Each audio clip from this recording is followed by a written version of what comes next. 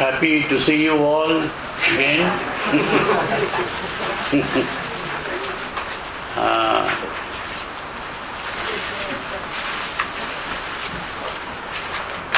So we'll be continuing our discussions, and I hope some of you read that booklet on West.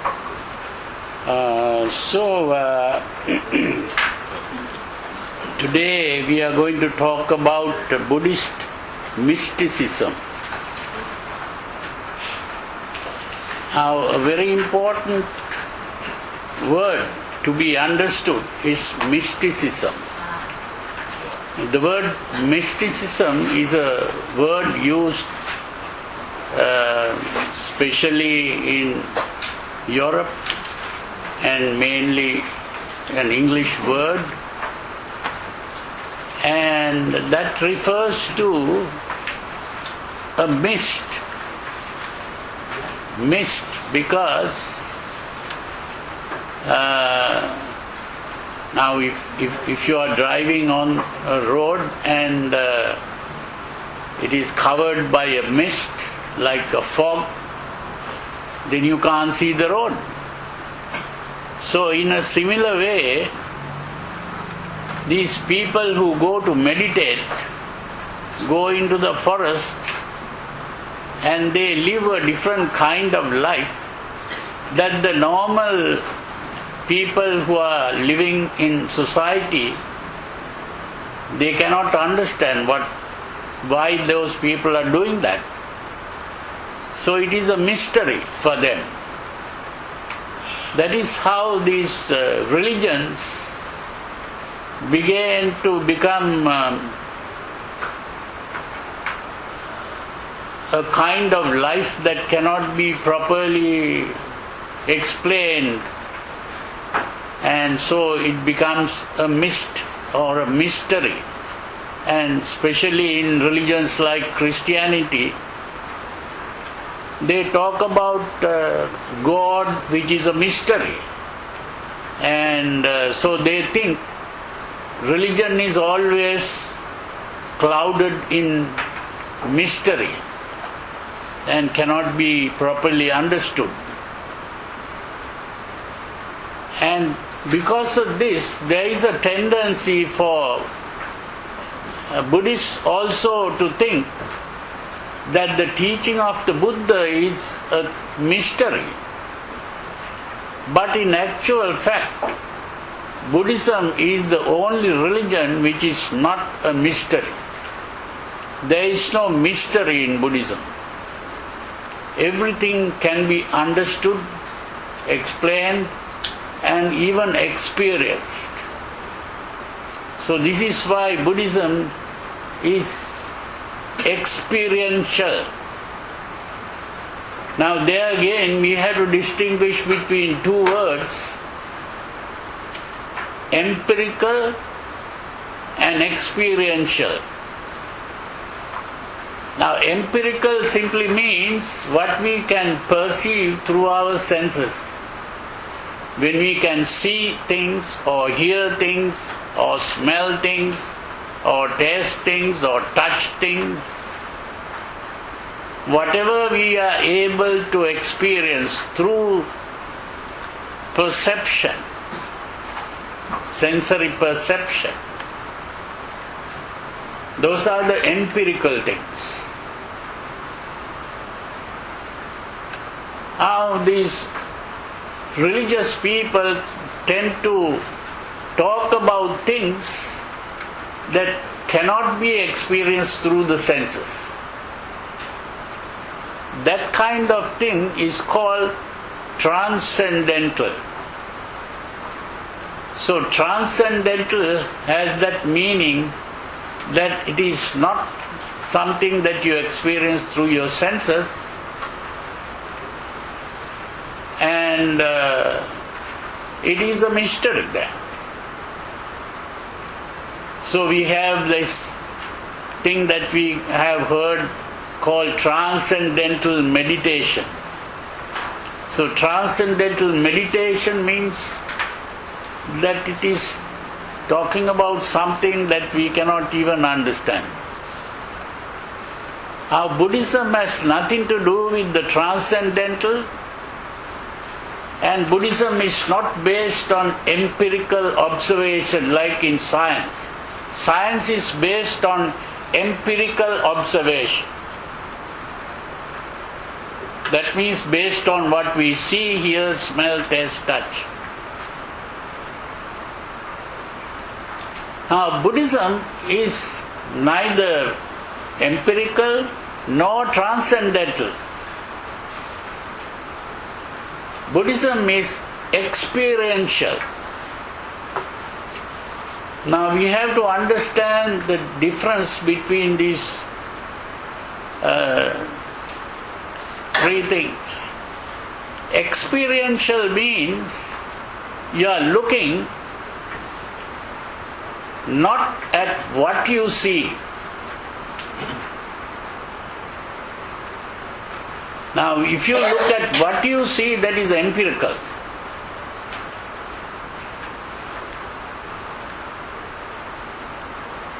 You are looking at how you see. Looking at how you see is different from looking at what you see.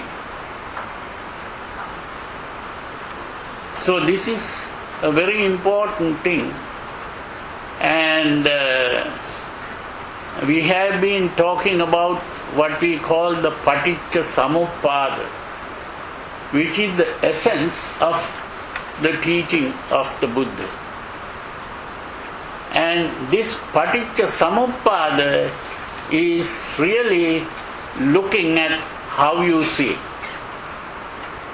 not looking at what you see. This is very important to understand.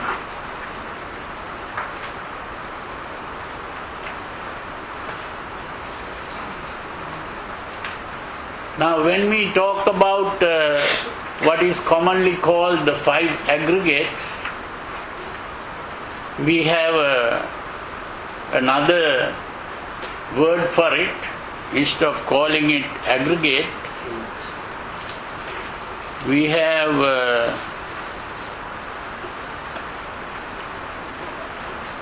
another word, cumulative.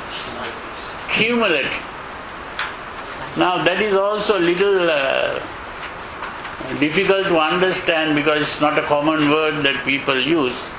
Cumulative, we have an alternate word which is maybe not so accurate, but it is simply a collection. Now I have explained this before. A collection simply means we are collecting things that happened in the past and even something that has not even happened, which is in the future. Future is only imaginary, and the past is something that is gone and finished. It's not in existence. But still we keep this in our memory. And it is because we keep the past in our memory and we are also imagining the future, we are thinking that we are existing in time. If we are not able to recall the past and we cannot imagine the future, there will be no time for us. Because we will be living only in the present, and the present is changing all the time. Every second, the present is becoming the past. So the present is not a thing that is there. So in other words, there is no time at all. So time is a creation of our mind. Because we have a thing called a memory, and we also have a thing called imagination. If we didn't have imagination, if we didn't have memory, there will be no time at all. You see, in other words, we are collecting all these things, putting everything together, and we are thinking of existence. I am existing in time. I existed in the past, I will exist in the future, and I am existing now. That whole concept of existence is a delusion. You see, this is the important thing to understand. This is why this is all made up story. It's made up. So, there is no mystery about this. All mysteries are made up stories.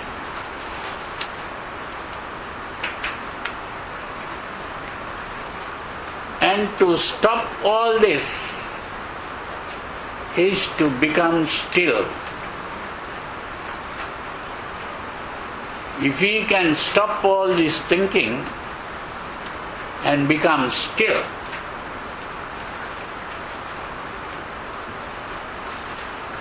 that stillness is what we call Samadhi. Here we have this quotation from the Buddha, Samadhiṃ bhikkhave bhāveta, samahito bhikkhave bhikkhu yatā bhūtaṃ pajanāti. Cultivate Samadhi, or stillness of the mind. Now usually the word Samadhi is translated as concentration. This is not concentration. Samadhi is stillness of the mind. And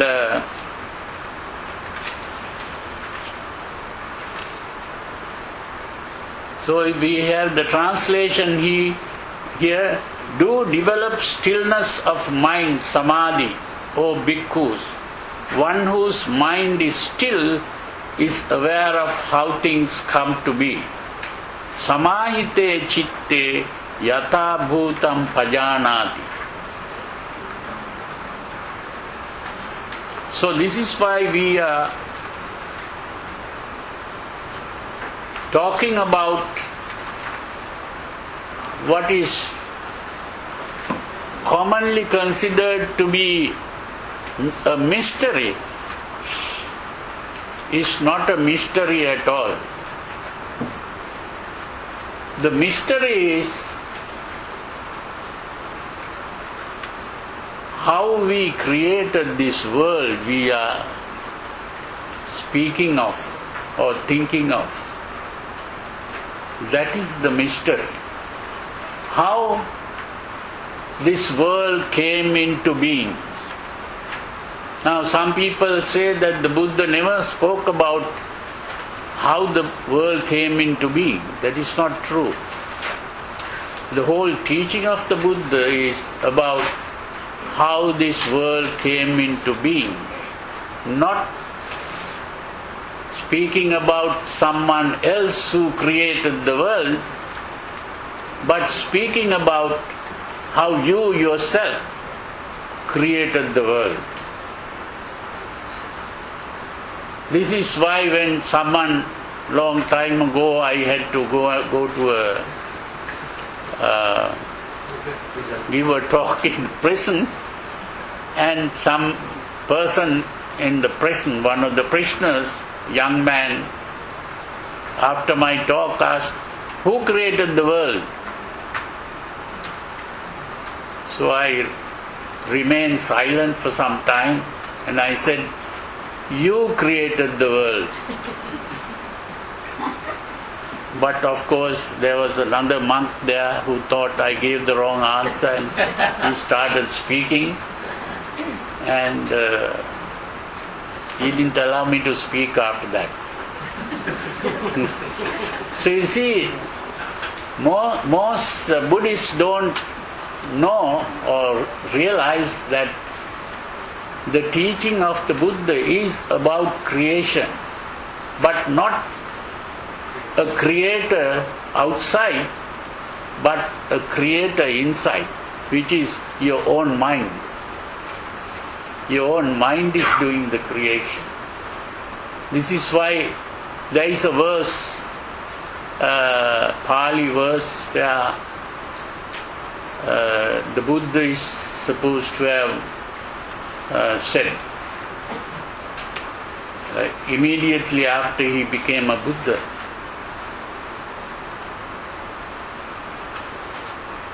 aparuta tesan amatasya dwara. No, I'm sorry, that's not the one.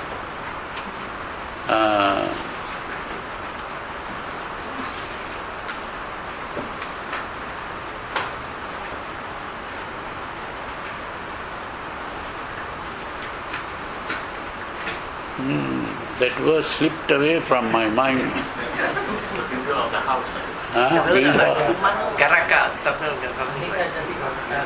Aneka jati sansarang. That's the one. Aneka jati sansarang.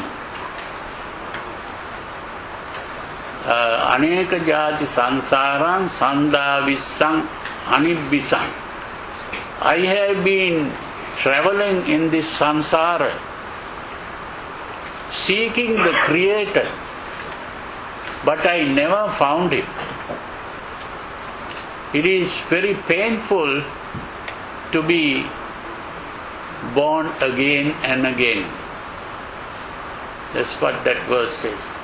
And then the next verse he says, Gahakaraka dittosi, I have seen you, Creator. You will not create anymore. All your supports have been broken down. The whole structure is destroyed. The mind has stopped creating. That emotional urge is brought to an end. So that is what he said. There he points out that this Creator is not some external God or being or devil or anyone who created the world. It was your own mind.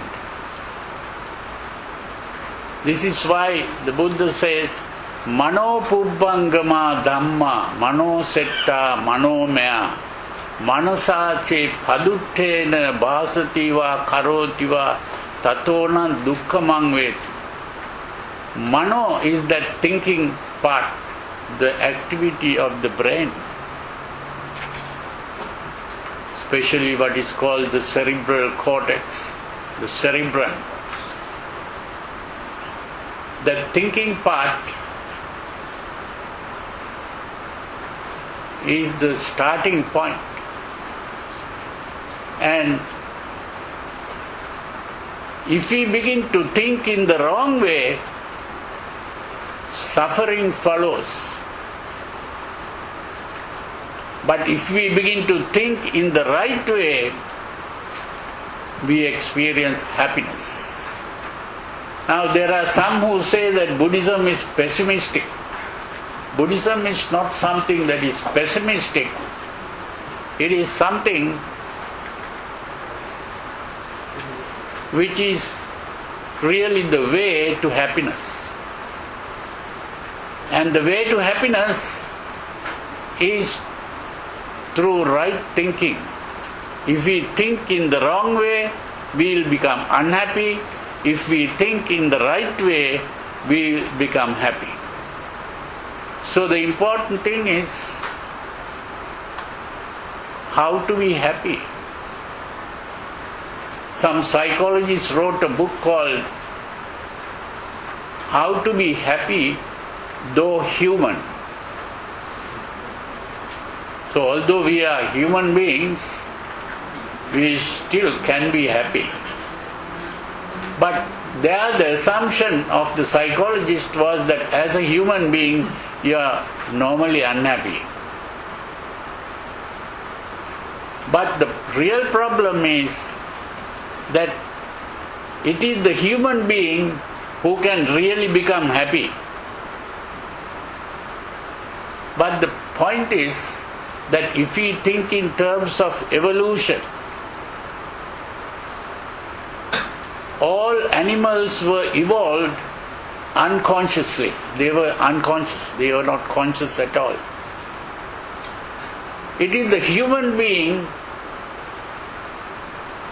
because of this faculty of thinking, mainly the development of the brain, which is the development of the cerebrum or the cerebral cortex, where the thinking can be done. And it is this human being who can become fully conscious not only of the world but also of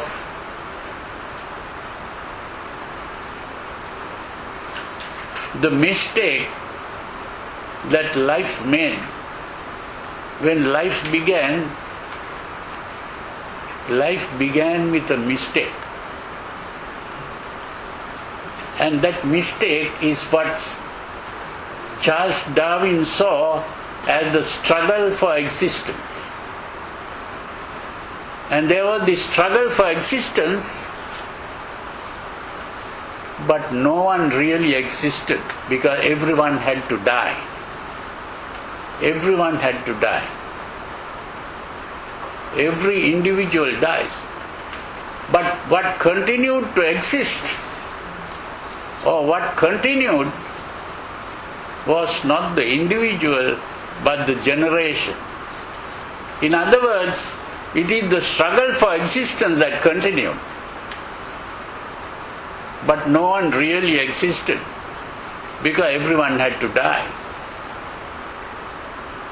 And it was the Buddha who began to see that this is a problem, which was a mistake. When life began with a mistake.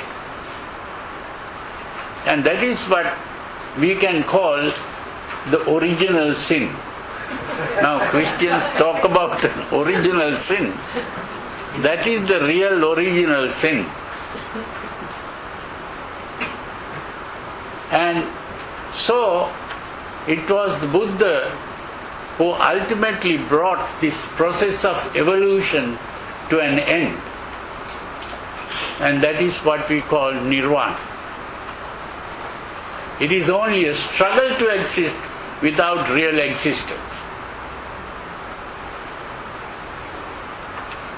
So the only thing that could be done is to stop the struggle. And the moment you stop the struggle to exist, because existence itself is an illusion. There is no real existence here. So it is only when we have realized that existence is an illusion that the struggle stops.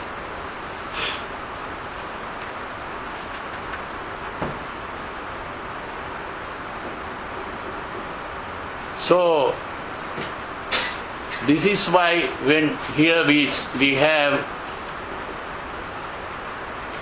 to develop stillness of mind, O bhikkhus, one whose mind is still is aware of how things come to be. What does he become aware of as how it comes to be? It is nothing but the awareness of the contingent concurrence, paticca samuppada, of how things come to be, which is stated in the form of the four sublime realities, or the fourfold sublime reality, Chattari Arya Satchan. He becomes aware this is the insecurity of life. He becomes aware this is the cause of the insecurity. He becomes aware this is the cessation of insecurity. He becomes aware this is the cessation of insecurity.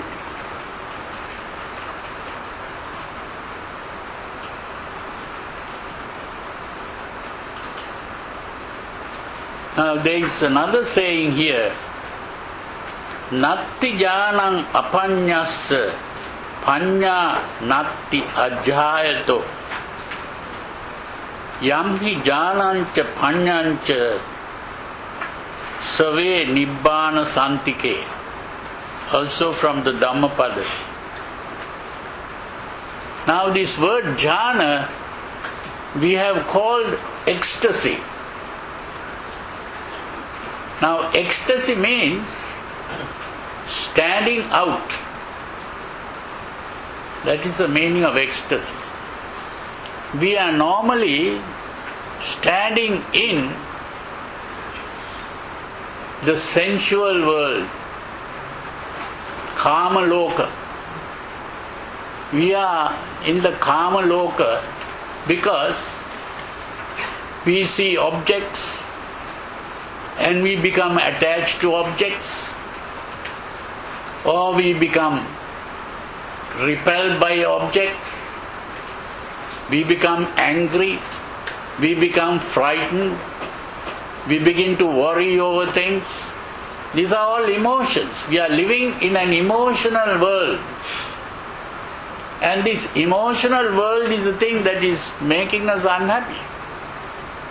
We think we are happy, but actually we are unhappy all the time. Because of emotion. This is why the Buddha pointed out that the cause of all unhappiness or suffering is emotion. It is only if we can get rid of these emotions that we can be really happy. So real happiness comes from the absence of emotions. So here, to enter the jhana is to get out of this emotional world and remain calm and tranquil. To have a calm and tranquil mind, free of emotions, that is the real happiness. So it is that real happiness that we are after. So when we talk about Buddhist mysticism, we are really talking about this happiness. Getting out of this emotional world and becoming calm and tranquil and happy. They are in the jhana, the first jhana.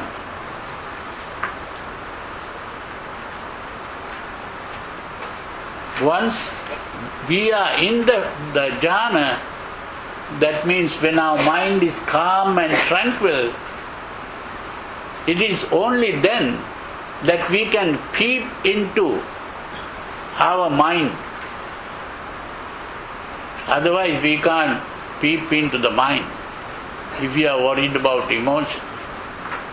So the only way is to free the mind of emotions and then look within, not outside.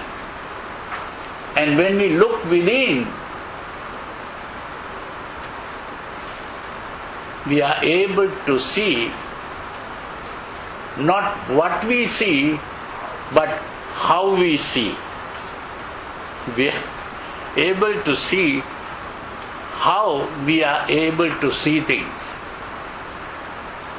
How we have created the world that we see. That is what this means. There is no ecstasy for one who has no insight. And there is no insight for one who has no ecstasy. One who has both ecstasy and insight is in the proximity of Nibbana. That is why.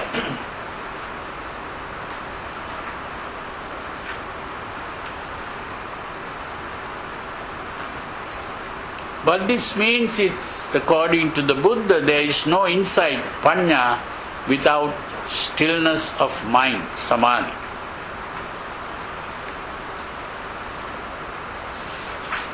And in talking about that, so we talk about what is this thing called ecstasy, Jhana. There are 3 levels of tranquility of mind. So these ecstasies are levels of tranquility of mind. And the first level of tranquility is the first ecstasy. And there are 5 factors in that: inference, inquiry, rapture, comfort, and stillness. Inference, inquiry, rapture, comfort, and stillness. Now that inference and inquiry simply means the formation of concepts. That means when we open our eyes, we see something, and when we see, we ask the question, what is this? What is this thing that I see? And then we draw a conclusion saying, this is a man, or this is a woman, or this is a child, or this is a tree, or this is a bird, or this is a dog, or this is a cat, or this is a table, or this is a chair. All that is the formation of a concept. So when we look, we ask the question, what is this? And then we draw a conclusion. That is the meaning of inference and inquiry. First we inquire and then we infer. But we have put the word inference first and inquiry second only because when we try to get rid of these things, we have to get rid of the inference part first, and then only we get rid of the inquiry part. This is the reason why that comes first. And along with this inquiry and inference, but here again we have to see that there are 2 kinds of inferences. One kind of inference arouses emotion. Another kind of inference calms the mind.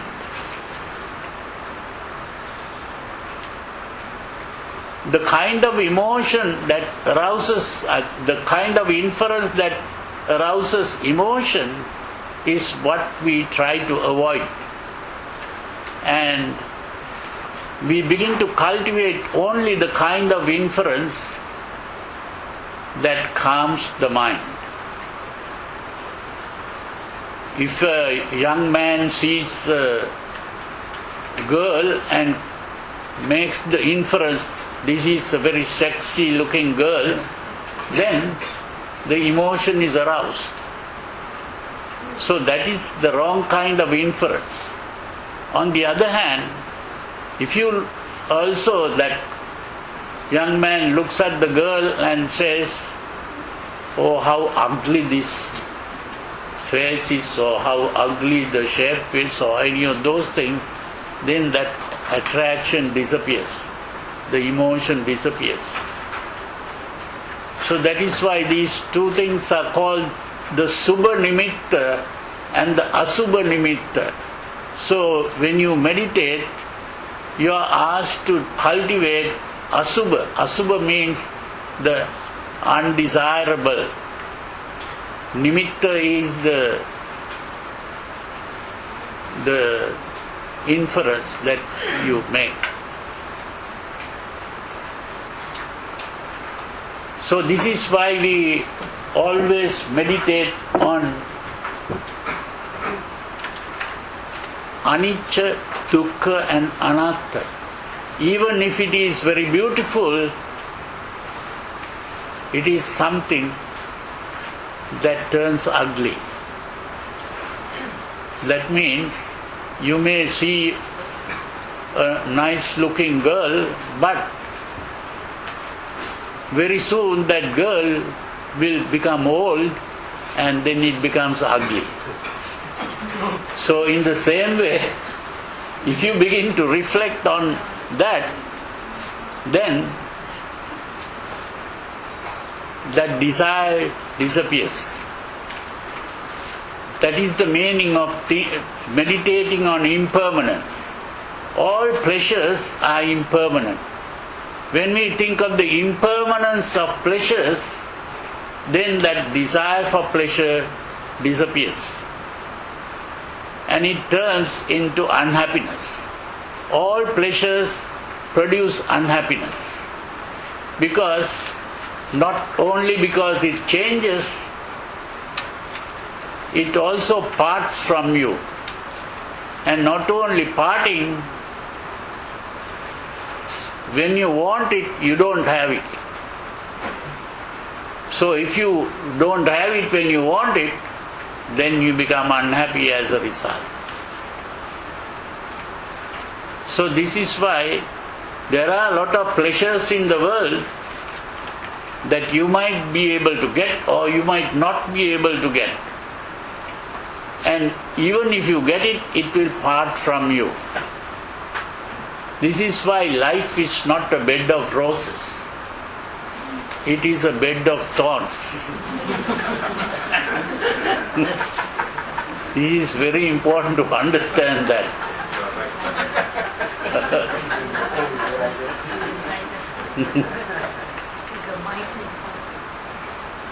This is why there was this philosopher, German philosopher called Schopenhauer. He studied Buddhism and he was so much attracted to Buddhism that he started his own philosophy based on Buddhism, according to how much he understood Buddhism, and he called his own philosophy pessimism. And not only he called it pessimism, he encouraged everyone to become pessimistic. And he also said, these children in the Western society, they are brought up to think that life is a pleasant place, a bed of roses. And so they get into trouble as a result. These people think that God has created the world for you to enjoy. Be fruitful and multiply and enjoy life. And so they rush into the world to enjoy pleasures. And so they stick their ears now with these earphones and they think they are enjoying life because they are hearing sounds. Or they look at these movies and they think they are enjoying life. But actually they become more and more unhappy. And when they become unhappy, then they think, if we take some of these drugs, hallucinogenic drugs, they can become happy. And they don't think that the drug can make you an addict. And as a result, you will become even more unhappy and unhealthy. So they get into trouble, and this is why there is popularity of drugs. Because of that people, without their knowledge, because they think the world is a place to be happy and enjoy, and so they rush into that enjoyment, and as a result they suffer. So this is why the Buddha pointed out that the pursuit of sensual pleasure is not the way to happiness. The only way to happiness is to purify the mind, free the mind of these emotional disturbances. it is only then that we can really be happy. True happiness comes not from enjoying pleasures, but from purifying the mind. This is the purpose of meditation. And even today, even meditation is done in the wrong way. They think meditation is concentration. And when they begin to concentrate, it is like tying a dog to a post. If you tie the dog to a post, the dog doesn't become a good dog because you have tied the dog to a post. So in the same way, if you tie the mind to a post by concentrating on something, the mind doesn't become a good mind by doing that. The only way to purify the mind is to watch the mind every moment. That job is not 20 minutes in the morning and 20 minutes in the evening, but 24 hours a day. Every moment we have to be watching our mind. Am I thinking the right thought, or am I thinking the wrong thought? And we have been cultivating wrong habits from childhood.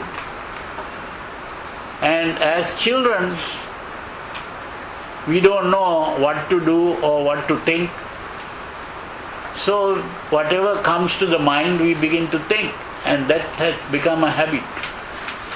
So what we have to do is to stop that habit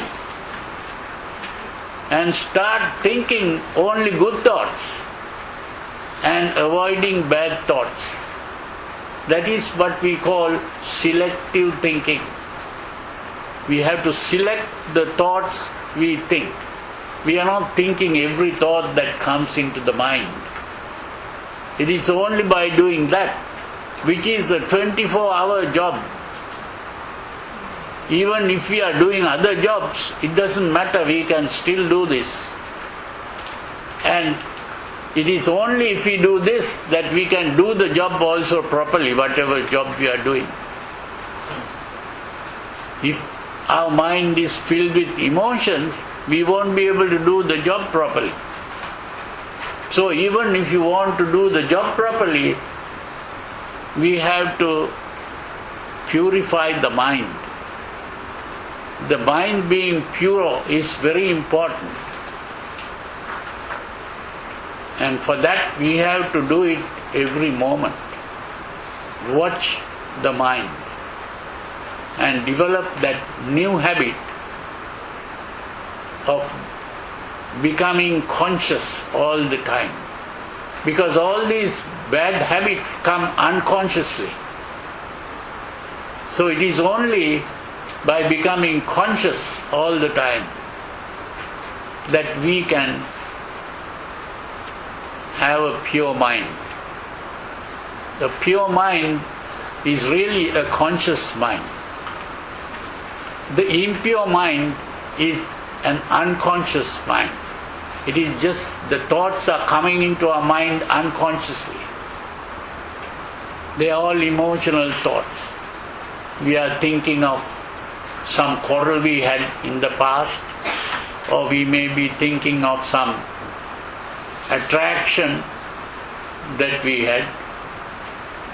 And by thinking of these things, or maybe some fears about something that might happen to us in the future, so by worrying about those things, we become unhappy as a result. So the only way to be happy is to free the mind of that kind of thinking. That is the purpose of meditation.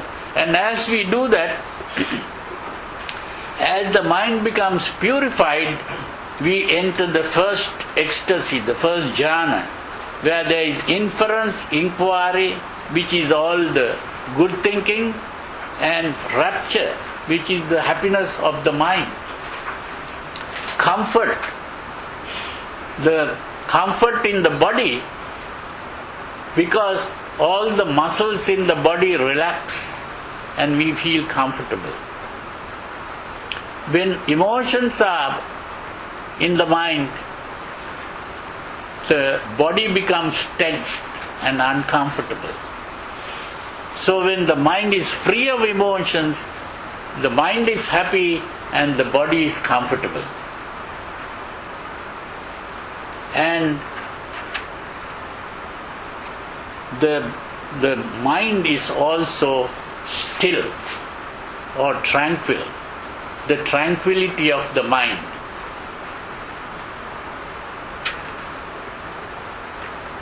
My goodness.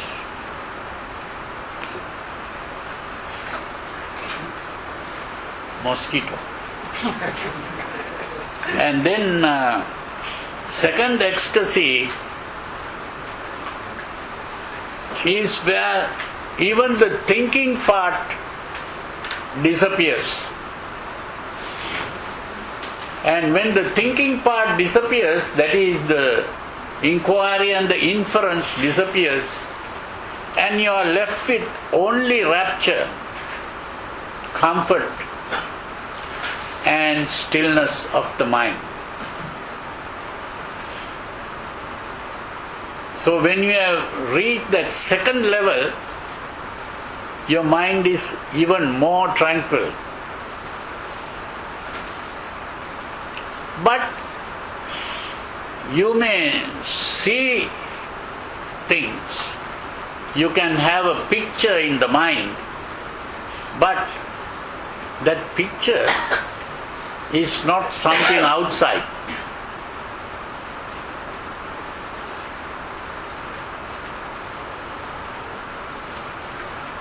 So this is why it is called the Rupa Loka. It's a world of images. You enter the world of images. Like in a dream? Is it like in a dream? Something similar but not exactly the same. You, in the dream you are simply, the pictures are what you already have outside in the dream. These are not dreams, pictures like that. And that of course only when you enter the second stage that you understand what those pictures are, not the kind of picture that we normally see. Yeah. Bhante, the pictures in the dream are aroused unconsciously. Yeah, unconscious. This is conscious. Yeah, this is conscious, that's right. That's another point. It is a state of semi-conscious or conscious. Yeah. What? Semi-conscious or conscious. Here you're fully conscious, isn't it? No, it all depends on what we call conscious. You see, the important thing is when we are able to see what we see, if we hear what we hear, then we think we are conscious. But in this state, those things have stopped. We don't see things, we don't hear things, because those things are coming under this inquiry and inference. So we are not observing anything. We are not focusing our attention on anything. So that it's a state of calm, tranquility of mind. And in that tranquility of mind, we can see not that kind of picture. We don't picture, for example, that we had a quarrel in the past, or that we something so attractive in the past. We are not thinking of the past, present or future there. Or even something that might happen in the future. We are not thinking of those things at that point. It is simply a very peaceful color or maybe something like that. See? So it's not seen as an object. Bhante, can I say? Bhante, Huh? I have a question here. What? Just now you mentioned what we see is just a peaceful color in the mind, right? So what's the difference between this peaceful color and those people think that they see those are nimitta, all this? No, that word nimitta is also wrongly understood and wrongly used today. I told you some time back that when we open our eyes, we don't see objects. That's the first thing to understand. When we open our eyes, we see only colors. The objects are created by our thinking process. That is the process of perception. Now when a painter paints a picture, the painter is only putting colors in different places. So what you look at are simply colors. And then you do the creation of the object there. So when you get out of this first jhana to the second jhana, you will be seeing only colors and not images. That image creation has stopped at that point.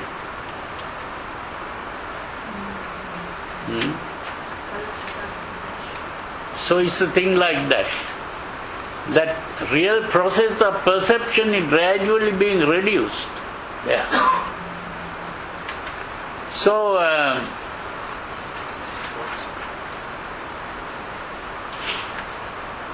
there the main thing is the rapture, comfort and stillness of the mind. So you are not creating images there. The creating of images is the inquiry and the inference.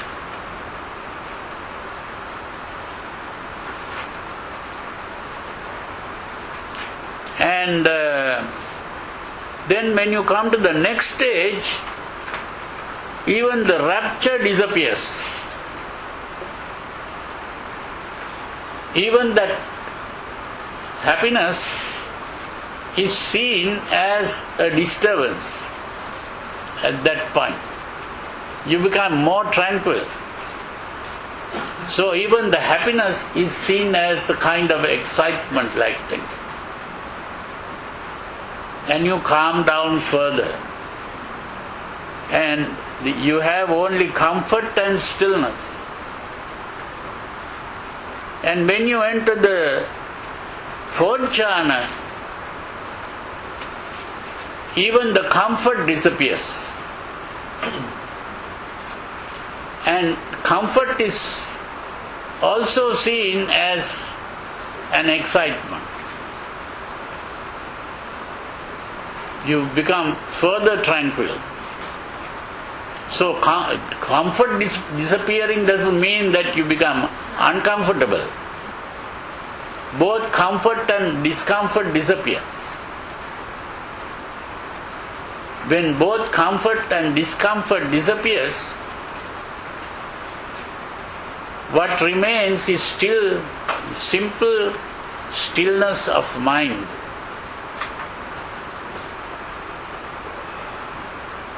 Now these are very difficult for you to imagine. It is only by experiencing that you begin to really understand. So we can only just speak about it.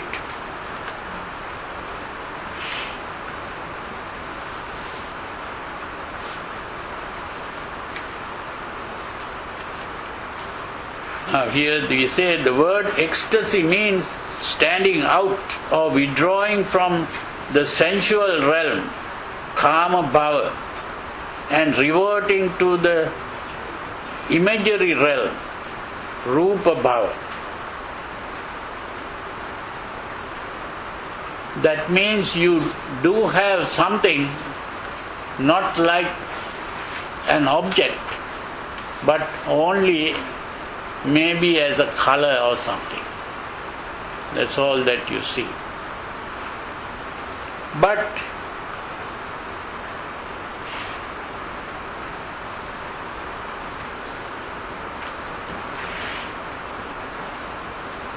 so when you think of Samadhi,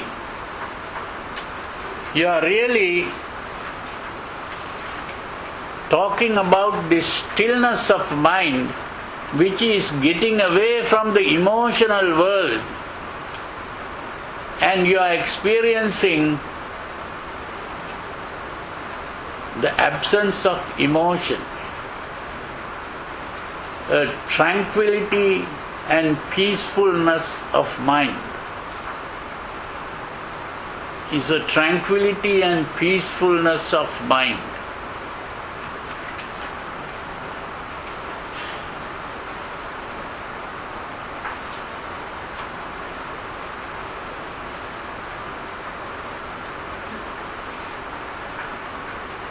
So when we talk about these different realms, it's very important to understand that the Buddha spoke of three realms of experience. Three realms of experience. The sensual realm, the imagery realm, and the imageless realm of experience, which was called Kama Bhava, Rupa Bhava, and Arupa Bhava. Usually translated as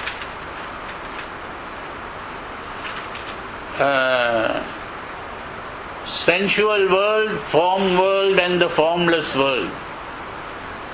But these translations don't give the proper meaning. So this is why instead of using the words form and formless, we are talking about imagery and imageless. So the imagery realm and the imageless realm.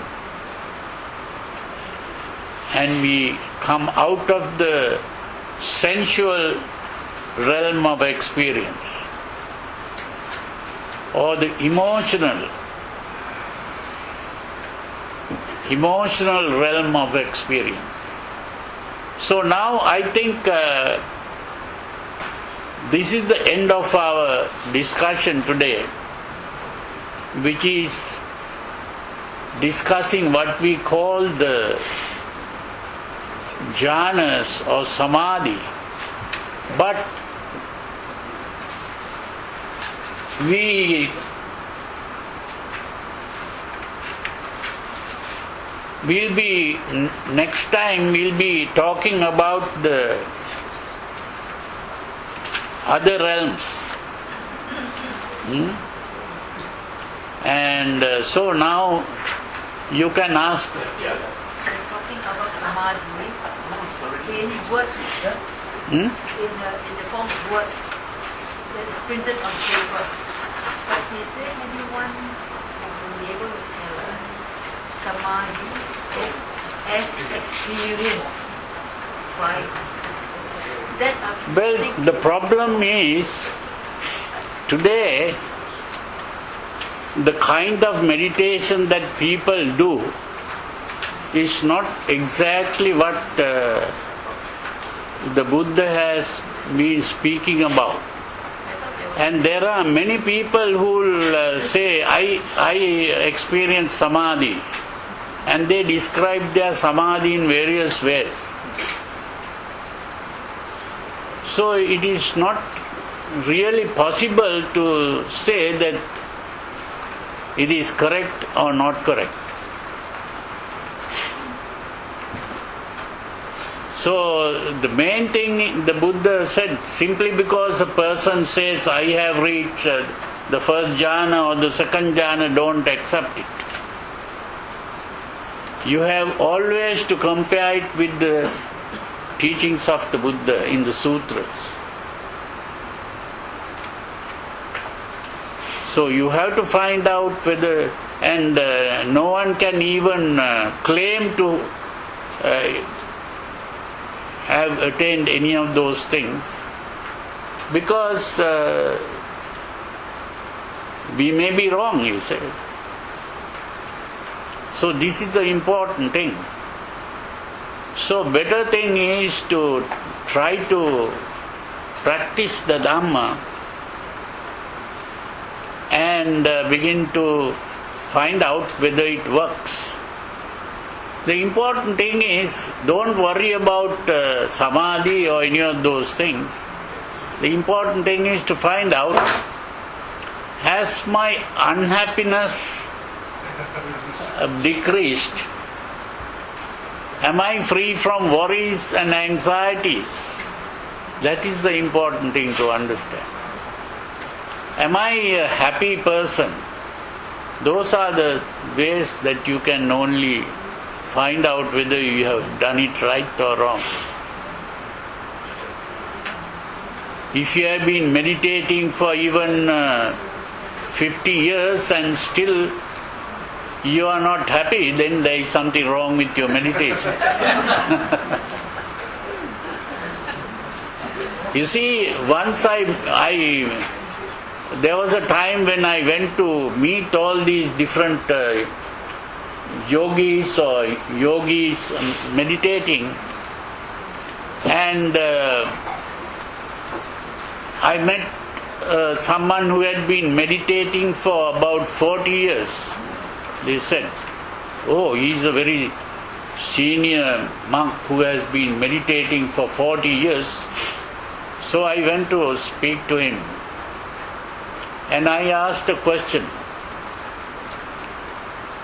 There is a thing called hypnosis, and do you practice that same thing? Do you practice, what kind of meditation do you practice? He said, I practice anapanasati. I said, yes, anapanasati, but how do you do it? He said, you concentrate on the breath. Then I said, I have learned a thing called hypnosis, and there also if you begin to concentrate on something, you enter the hypnotic state. No, this is not hypnosis, and he became very angry.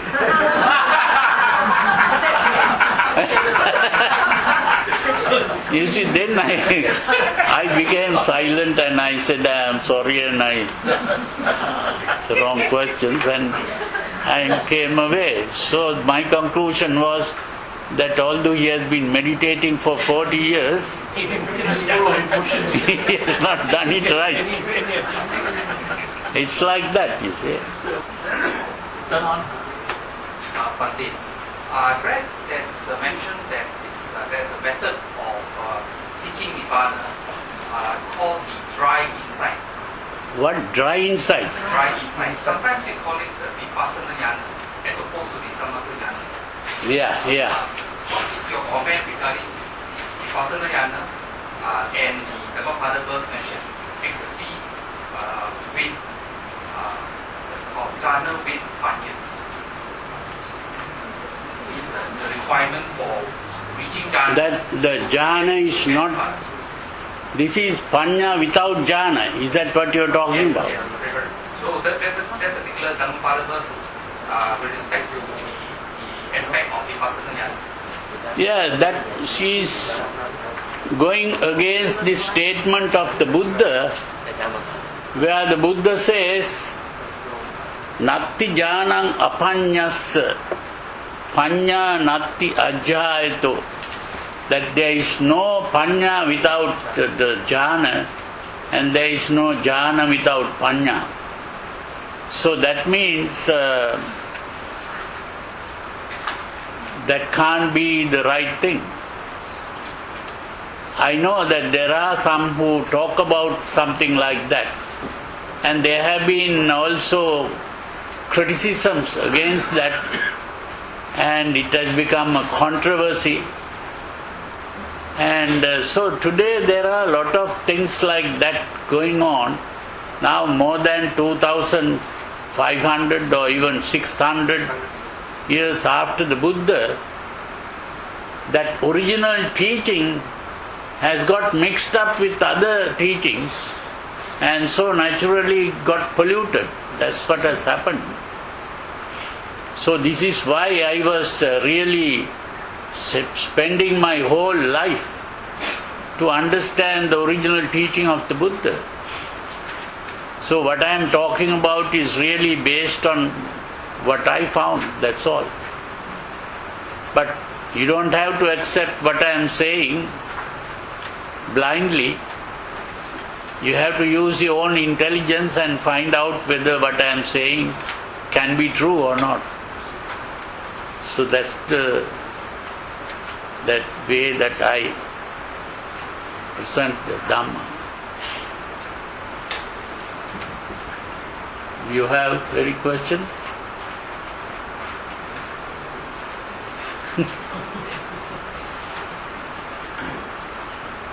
Yeah. In your worksheet, you wrote, ecstasy means standing out, brackets is wrong, so it was from the sensual realm. Does that mean that when a person is in jhana, he doesn't hear things, he doesn't feel anything? When someone touches him, he's not aware of it, or when someone calls up his name, he's not conscious of it, he cannot hear. Is that what? No, at the first jhana, you have all that. But as you enter the second, third and fourth, your whole body begins to relax more and more, and the mind calms down. And I spoke about what is called the cognitive and the affective, which are the activities of what we call the mind. And when we enter the jhanas, that affective part gradually begins to stop. That activity which we call the affective gradually begins to stop, because the emotional excitement is absent in the jhanas. So the affective is the emotional excitement. And so the mind has calmed down.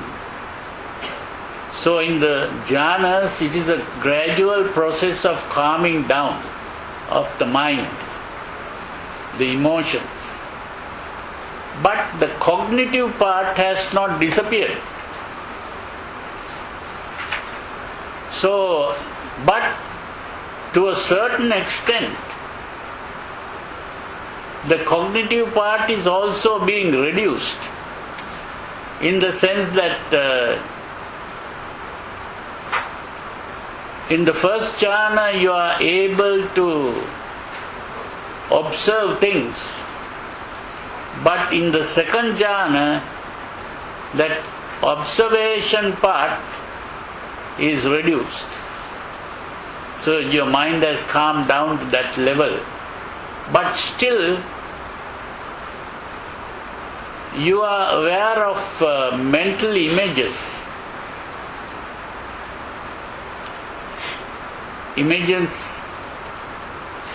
But when you get out of the fourth jhana, you begin to reduce the cognitive aspect gradually. That is why you enter what is called the sphere of infinite space, or the realm of infinite space. And there, you don't see objects at all. But what you see is simply images. The image of emptiness. is empty space. And it is without limits because every object is a limitation of a certain area. So when there is empty space, it is without limits. So this is why it is not finite, infinite. And then you reduce further by taking your attention away from even that object of empty space. Then you are simply aware of being aware. That's all. You are aware of being aware. That's all.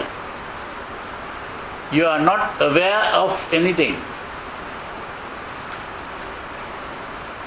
And then you give up even that and you come to that state called aware of nothingness. You are not aware of anything. But still, you are aware of that thing called nothingness. That means nothingness has become an object. Then you give up that also. That is where you come to neither sensation nor no sensation. Then from there comes the cessation of sensation and feeling, where that whole cognitive process stops at that point. So it is a gradual stopping of that activity which we call the mind. So mind is not an entity but an activity. So it's a gradual stopping of that activity. Yeah?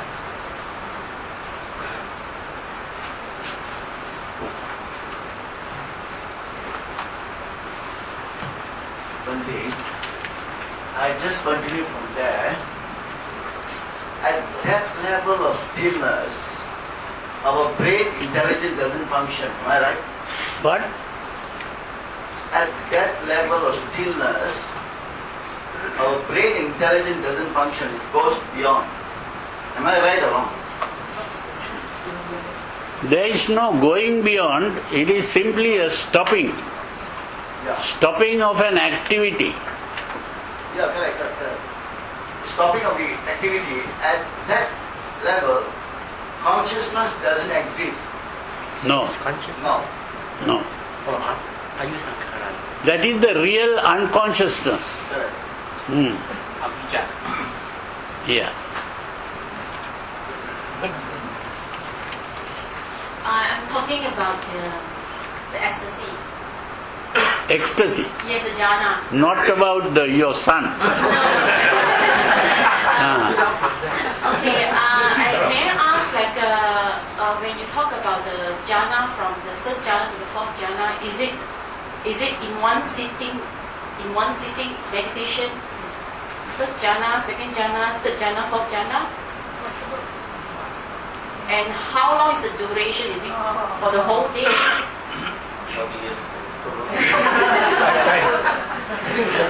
Well, okay, you sit. I will answer that question.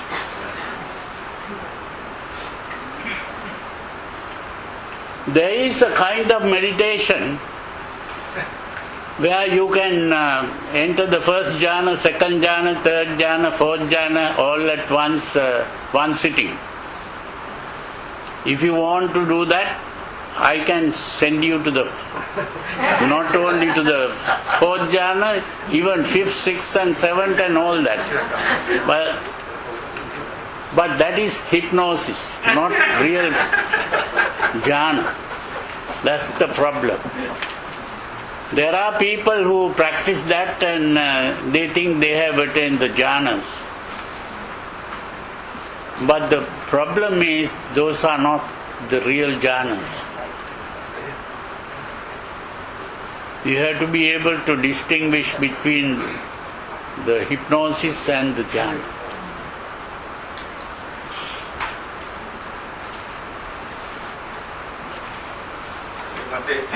My question may be a hypothetical question. It looks funny, but I hope you can explain a little bit about it. So, to me, maybe Buddhism is a lot about on the mind, everything. You recall the talk about the mind here. Yeah. Okay. So now you're talking of all the jhana, whatever jhana.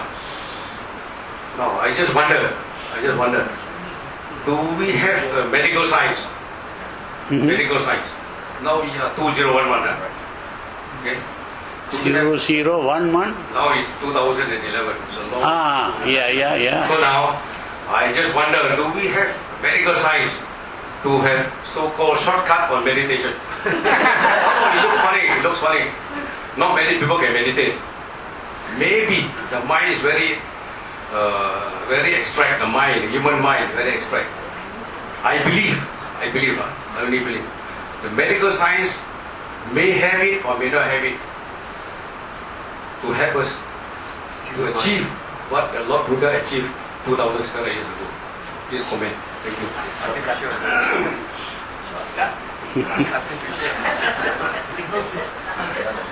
Well, your question is very good. And medical science has done a lot of research today. They have been doing a lot of research on the brain. And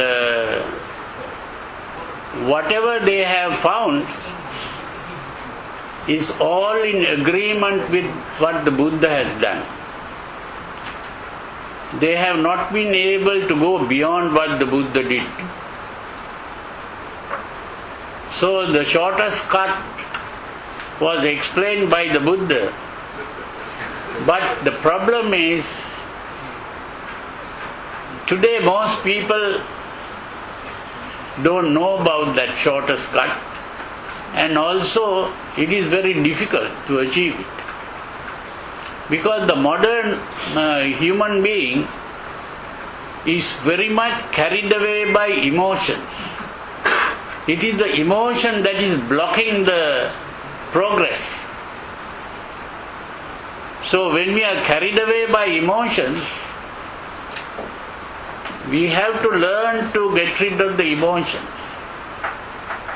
And that also the Buddha has pointed out. But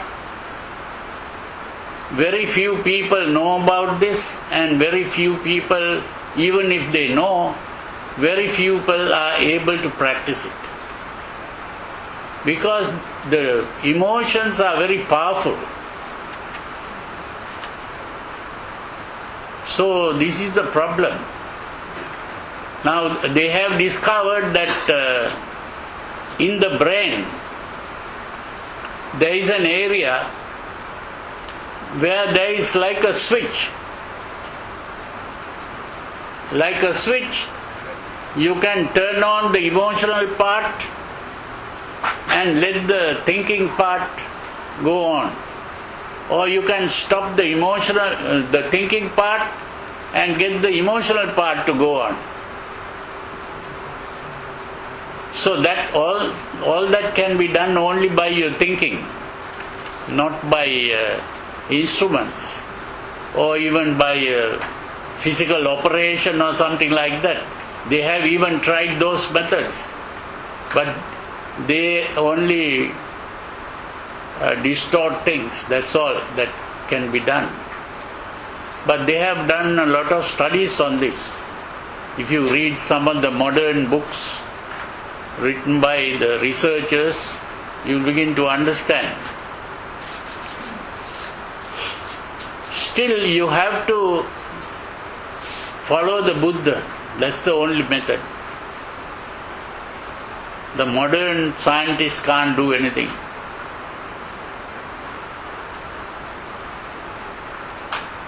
That's the important thing to understand. It's all about belief. Belief, yeah. Yes. Well, what we learn in Buddhism is about understanding. Understanding that things change. Yeah. And the realization that we need not be attached to what the political or whatever situation we are facing in life. Attached to beliefs. Yeah. If you become attached to beliefs, then you are going in the wrong direction. So instead of belief, you have to start thinking for yourself. That's the important thing. That's the main message of the Buddha, is to make people think. Because most people, they don't like to think. They think, let the other people do the thinking and I will do the believing. And so you believe and then act according to the beliefs that most people believe. So you begin to think, what is the majority believing? So then I'll follow the majority. This is what animals do. You see, animals are all the time in groups. And whatever the group is doing, they will also do. So in the same way, the human beings are also like that. That is the meaning of culture. Culture means living in a group. And whatever the group is doing, you also begin to do. Whatever other people do, I also do. So Bhante, one of the points which the Buddha put in terms of the Eightfold Noble Path was actually right understanding. Yeah. And to have the right understanding, we have been brought up by the experience of what our parents have taught us, what society's norms are, education. Well, like what our gentleman here asked about, how's the shortcut towards doing what the Buddha had taught 2,600 years ago. I think what the Buddha taught was actually to become a monk or go into isolation, like in the Rhinoceros Sutta, or a household life against a homeless life. It is like to walk a path which is less traveled, and find solitude, be peaceful, have the Brahma Viharas, and cultivate your own mental strength towards liberation. Well, the problem is that we are not trying to run away from society and trying to go into the forest and meditate. That's not the main thing there. The main thing is that we have to start thinking on our own. We are born with a certain amount of intelligence, and we must make use of the intelligence instead of just being carried away by emotions and being drawn by other people. You have to start thinking on your own. That's the most important thing.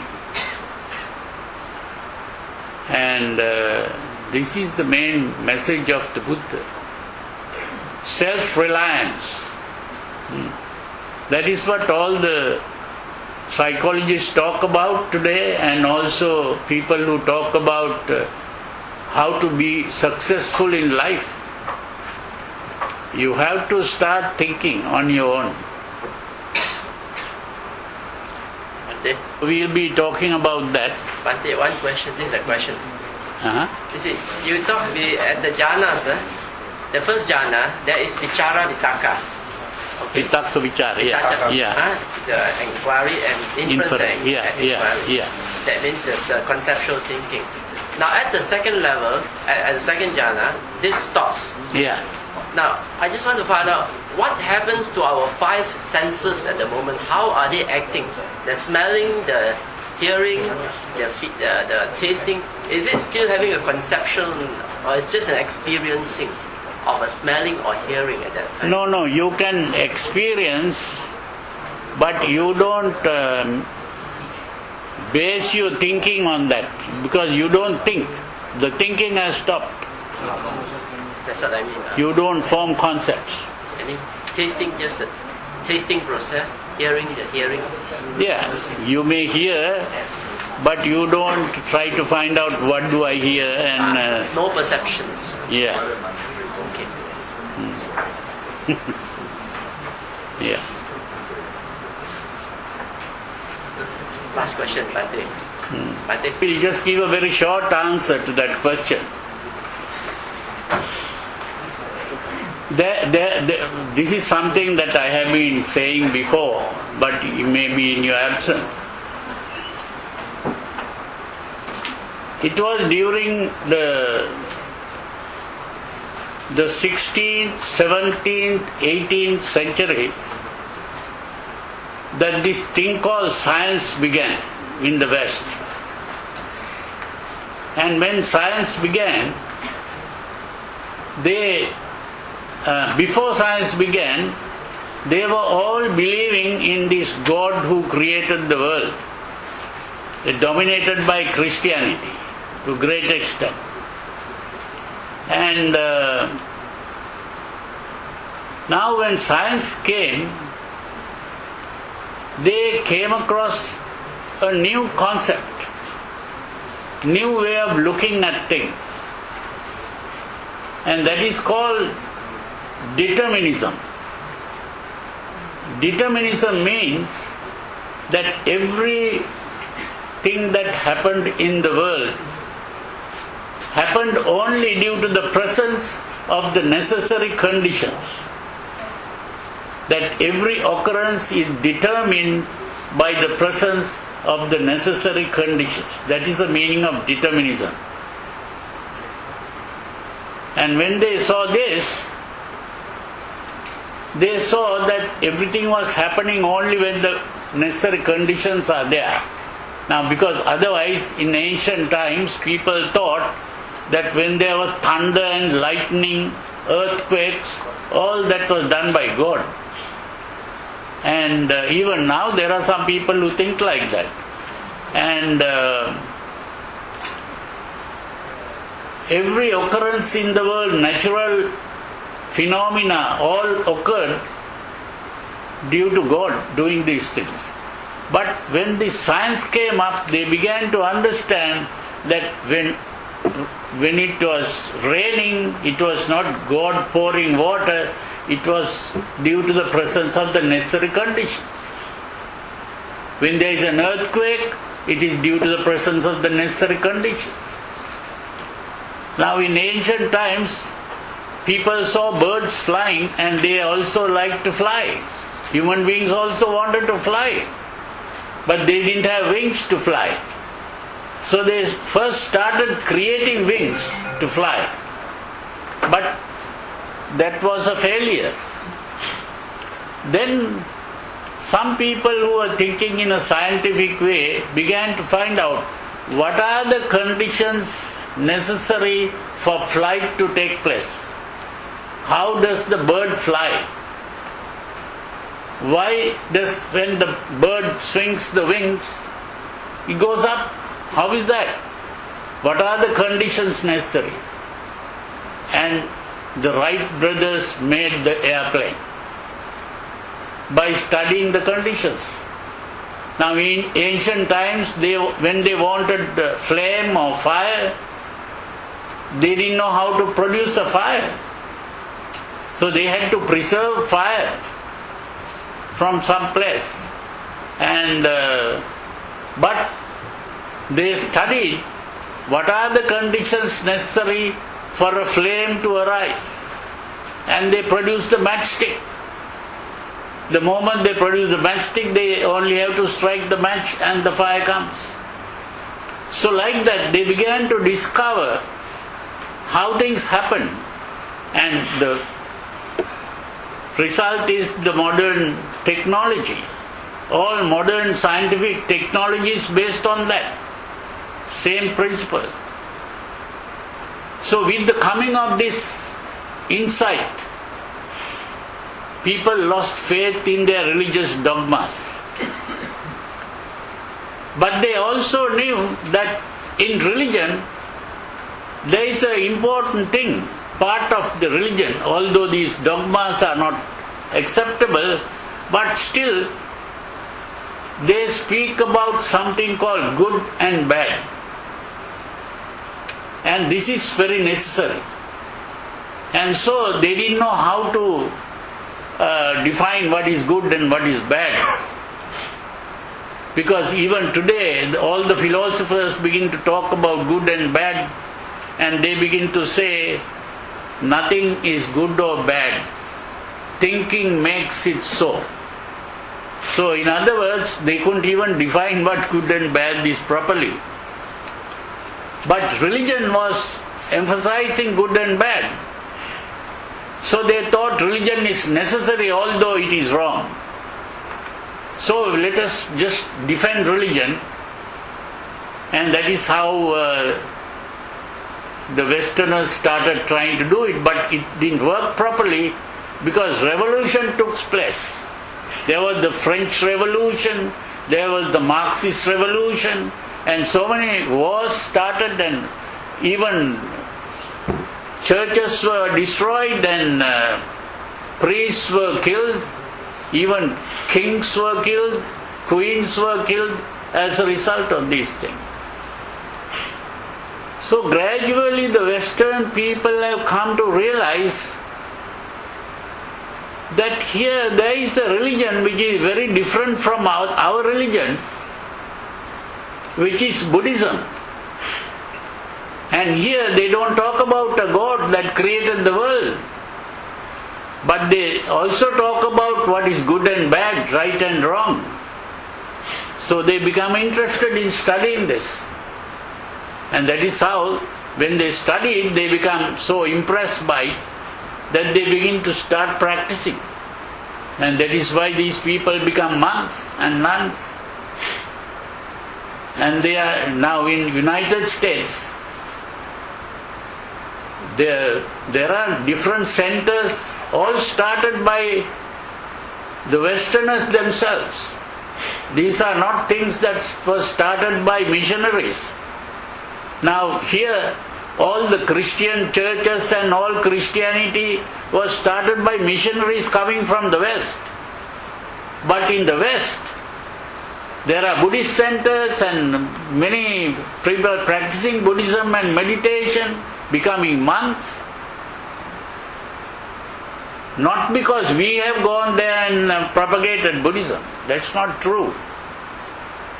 But all these people are doing, the Buddhists who go to the West, they are only catering to the Eastern people who are living there. They are not doing any propagation work, really. I know it because I have been there for a long time. And so I have not done much in terms of propagation myself.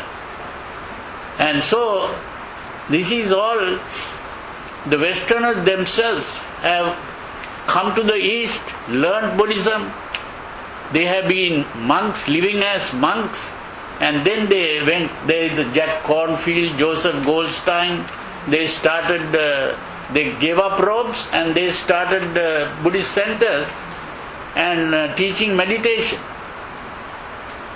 And once I was invited to a meeting where they had a Buddhist teachers conference. So I also went as a teacher of Buddhism. And there we also had the Dalai Lama coming there.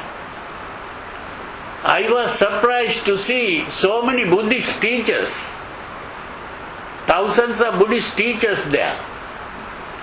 And if the teachers were that figure, then if you count the students, there must be more than that. And I was surprised how much Buddhism has become popular in the West.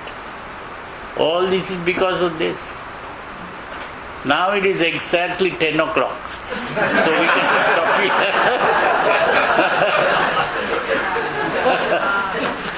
I hope I answered your question to some extent. Huh?